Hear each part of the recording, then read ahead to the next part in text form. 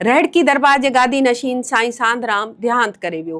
हू हिन दरबार जो 7हों गादी नशीन हो। छा तव्हां ॼाणो था त ही दरबार कॾहिं क़ाइम थी ऐं उहा कीअं मुनफ़रिद आहे ऐं हींअर ताईं हुन जा कहिड़ा कहिड़ा गादी नशीन थी चुका आहिनि? अचो त असां तव्हांखे ॿुधायूं था। मां आहियां फ़हमीदा रियाज़, तव्हां ॾिसी रहिया आहियो WTN। जेकॾहिं तव्हां उत्तर सिंध वञो त गाॾियुनि ऐं दुकाननि ते SSD लिखियलु हूंदो ऐं घरनि में हिकु बुज़ुर्ग जी तस्वीर लॻल हूंदी जंहिंजे ॻिचीअ में गुलाब जा गुल हूंदा आहिनि। बुज़ुर्ग भगत कंवरराम ऐं SSD साईं सतराम दास सां मंसूब आहिनि। घोटकी ज़िले में क़ौमी शाहराह ते ॾहरकी खां कुझु किलोमीटरनि जे फ़ासिले ते तारीख़ी अहमियत रखंदड़ उत्तर सिंध जो सभ खां वॾो मंदिर रेहड़की सचो सतराम धाम मंदिर या धाम वाक़िअ आहे। हिन मंदिर खे हिते जे सूफ़ियाना मौसीक़ी गुरु नानक जे बानी भक्ति सां गॾु धमाल मुनफ़रिद बनाए थी। रेहड़की जे ॻोठ में हिन धाम जो बुनियाद सतगुरु साईं खोताराम रखियो, जेको न सिर्फ़ हिकु बुज़ुर्ग रूहानी पेशवा हो पर सिंध में भक्ति यानी रूहानी मौसीक़ी ॻाइण ऐं वजदानी रक़्स जे रवायत जो बि बानी सम्झो वेंदो हो। उहो घुंघरू ॿधी कीर्तन में रक़्स कंदो हो। उहा ई रवायत बाद में रेहड़की दरबार जी सुञाणप बणिजी वई। हू मुख़्तलिफ़ इलाक़नि जा सफ़र करे भॼन ॻाईंदो ऐं माण्हुनि खे मोहबत, अमन ऐं इंसानियत जो दर्स ॾींदो हो। अक़ीदतमंदनि हुन ते नज़राना पेश कंदा हुआ पर हू उहे सभु शयूं ग़रीबनि ऐं ज़रूरतमंदनि में विराए छॾींदो हो। साईं खोताराम खां पोइ सचो सतराम दास ॿियों गादी नशीन बणियो। रेहड़की दरबार जी तारीख़ में सभ खां अहम नालो साईं सतराम दास जो आहे। हुननि रूहानी सिलसिले खे नई बुलंदियुनि ताईं पहुचायो। हुन जी पैदाइश 25 अक्टूबर 1866 ते थी। साईं सतराम दास खे गीता, महाभारत ऐं रामायण बि ज़बानी यादि हुआ।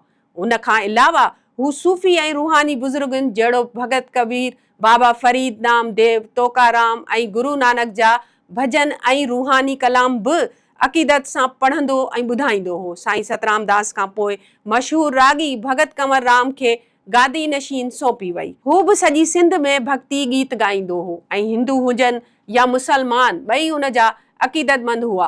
हू अमन, सलामती ऐं भाईचारे जो दाई हो पर 1 नवंबर 1939 ते मज़हबी शिदत पसंदी जो निशानो बणियो ऐं शिकारपुर में रुक स्टेशन ते हुनखे क़त्ल कयो वियो। भगत कंवरराम खां पोइ साईं चंदीराम हिन गादी जो गादी नशीन बणियो, जेकी साईं सतराम दास जे ख़ानदान मां हो। हुनखे बि ॻाइण सां लॻाव हो। उन जा केतिरा ई भॼन ॿुधण लाइ वॾी तादाद में माण्हू गॾु थींदा हुआ ऐं संदसि रूहानी महफ़िलूं माण्हुनि खे पंहिंजी तरफ़ छिके वठंदियूं हुयूं।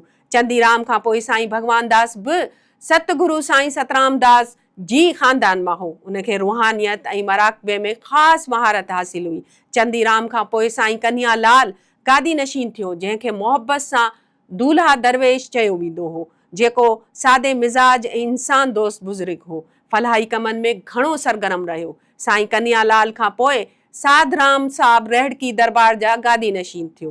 हुन जी पैदाइश 25 अक्टूबर 1963 ते थी। संदसि वालदा जो लाॾाणो उन वक़्तु थियो जॾहिं हू सिर्फ़ 6 ॾींहंनि जो हो। तालीम में निहायत ज़हीन क़ाबिल हो। हुन सरकारी मुलाज़मत बि इख्तियार कई। साईं कन्हैया लाल साईं साधराम खे दरख़्वास्त कई त हू रेहड़की दरबार में ख़िदमत सर अंजाम ॾे। हुन बग़ैर कंहिं हिबक जे उहा ख़िदमत क़बूल करे वरिती ऐं आख़िरी दम ताईं जारी रखी। हू गुज़िरियल राति सिंगापुर में लाॾाणो करे वियो। रेहड़की दरबार लॻभॻि 75 एकड़नि ते मुश्तमिल हिकु अज़ीम रूहानी कॉम्प्लेक्स बणिजी चुको आहे, जिते हज़ारें यात्री क़याम करे सघनि था। उते हर साल अप्रैल ऐं अक्टूबर में वॾा मज़हबी मेला मुनक़द थींदा आहिनि, जिन में सिंध, पंजाब ऐं दुनिया भर मां हज़ारें अक़ीदतमंद शिरकत कंदा आहिनि। होली, दीवाली ऐं ॿिया मज़हबी त्योहार बि हिते वॾे जोश ऐं जज़्बे सां मल्हाया वेंदा आहिनि। दरबार जे वसी लंगर खाने में रोज़ाना मुफ़्त खाधो विरायो वेंदो आहे, जॾहिं त ग़रीब छोकिरियुनि जी इज्तिमाही शादियुनि जो बि एतमाम कयो वेंदो आहे।